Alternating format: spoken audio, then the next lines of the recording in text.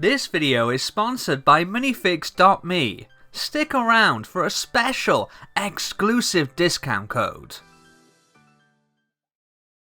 Hi and welcome back to Cut the Craggle. Today we're going to be taking a look at some cool LEGO stuff and fangs that the lovely people from minifigs.me sent me to put in my arcade MOC. If you haven't already, be sure to check out the first video introducing my arcade build. I'll pop a link up top and down below. And if you enjoyed this video, please give it a thumbs up, remember to subscribe and turn on notifications.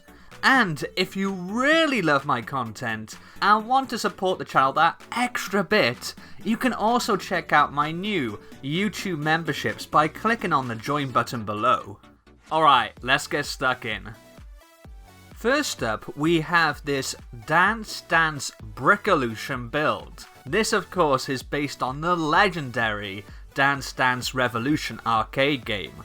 I actually talked about this game a bit in my last video as I had put together my own version of the game, although the one I built was significantly smaller than this, and if we're being honest, nowhere near as impressive. This is so pretty looking. The custom printing on the pieces here is flawless. The print for the screens is actually on slope bricks, not tiles. And that even flows over the edge there at the bottom. You've also got the sign for the game's name up top, but for me, the real triumph here are these printed tiles for the arrowed panels. The colours and design are just instantly recognisable as being from the Dance Dance arcade game. In my build, I just used different coloured trans clear tiles. This is way more accurate. Around the back there's not a whole lot to see, but the build is commendably neat and tidy. Let's pop a couple of sig figs on to see how this looks with actual minifigures. There you go, Mr. and Mrs. Craggle having a dance-off. I think that looks pretty awesome. Yeah, of course Mrs. Craggle is winning this game. She's got all the moves. The one thing I will say is the dance floor is really large. I don't know how else they could have done it with this level of detail though, but it does mean I'm gonna have to seriously think about the size of the footprint this thing will put down in my arcade MOC. Outside of that, just this on its own, I think makes a great looking display. You could easily have just this with a couple of minifigs on your desk or shelf by itself. Very nice. I need your plates, your studs, and your brick separator. Next up we have Brickinator 2, obviously minifigs.me's own take on the Terminator 2 Judgement Day arcade shooter from Midway. I actually gave a little bit of feedback on this design and asked them to include the red outline around the edges. It was something that I distinctly remembered from the original cabinets from the 90s. You've also got a minifig version of Arnie on the side there, just like he was on the real thing. I love how that design moves across several different pieces seamlessly. Up front, of course, you have a printed brick for the insert coin slot, and then a printed tile for the arcade name on top. And you've got the same minifig Arnie design mirrored on the other side.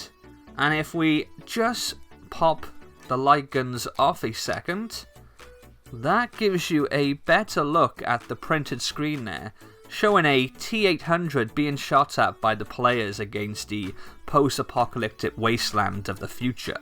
Actually a pretty accurate recreation of the original first level in the game. Really cool little assembly, and I'm looking forward to dropping this into my own arcade. Okay, now we're really going into vintage territory with this next one. This is Clash, based on the arcade game Joust from 1982. My own experience with this game happened much later, in 1997 I think, when I first got my Game Boy Pocket. That came with 2 cartridges that each had 2 classic games on them, and one of them was Joust. Back then it was already considered a retro classic, so now it must be a super duper retro classic. In the game, you control a knight riding a flying ostrich, and you have to defeat waves of enemy knights riding buzzards. You can see your character on the side here, and I love how they've made their own LEGO ostrich design, and it even has the hole on the inside of its legs. You have a pretty faithful recreation of the Joust level design printed onto a slope brick there, and then their own nameplate up top. And we've got the same side design mirrored on the other side. This build is pretty similar to the other retro arcade cabinets I've gotten from minifigs.me based on Pac-Man and Donkey Kong. You can see them in my first arcade mock video, and I also did a separate review video as well, so make sure to give those two a watch. Right, now I actually was a little thrown by this one because I couldn't figure out what this game was based on. It has this pale blue line motif that kinda made me think of classic Tron, but I really wasn't sure what this thing was all about, so I looked online, and it turns out Polybius is actually an urban legend. The story goes that a previously unheard of new arcade game appeared in several suburbs of Portland, Oregon in 1981. The game quickly became popular to the point of addiction, with lines forming around the machines, often resulting in people physically fighting over who should play next. Players supposedly suffer from a series of unpleasant side effects, including amnesia, insomnia, night terrors, and hallucinations. The arcades were visited by mysterious men in black suits who collected unknown data from the machines, allegedly testing responses to the game's psychoactive effects.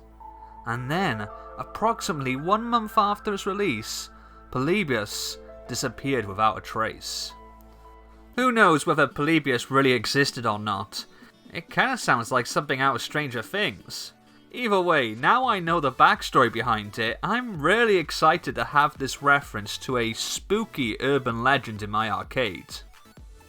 Last but by no means least, we have Time Calamity 2. This, of course, is inspired by Capcom's legendary Time Crisis 2, probably my all-time favourite arcade game. And if you've watched my first arcade mock video, you'll note that I already made my own version of this game. My one was based on the DX version of the game, which is the one that we had in my local arcade. This build, however, is meant to be the standard version, which was essentially 2 twin cabinets joined together side by side. And that's just how minifigs.me have constructed this build. They're attached together with this assembly for the printed name panel on the top, and that design moves over flawlessly across those 3 tiles. You can see this also has 2 different printed slope pieces for the screens, showing the different perspectives of the 2 players in co-op mode. On the side we have this busy design with all the buzzwords of the game overlapping in red on this side, and then matching blue on the other.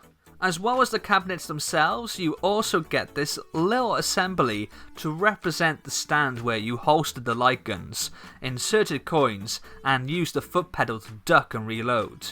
And this is what it looks like with a couple of minifigs playing the game. There's no way Mrs. Craggle is going to beat me at this one. I'm very excited to get stuck in and start figuring out how to incorporate these games in my own arcade mock. If you like the look of this stuff and fancy picking up a few of your own, head over to minifigs.me. As well as the arcade stuff, there's also a bunch of different mini-build displays as well, and you can even build your own minifigs from a massive selection of custom printed designs on official LEGO pieces.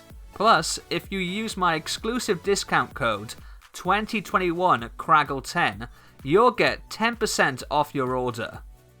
Let me know what you think of these custom LEGO arcade games in the comments below.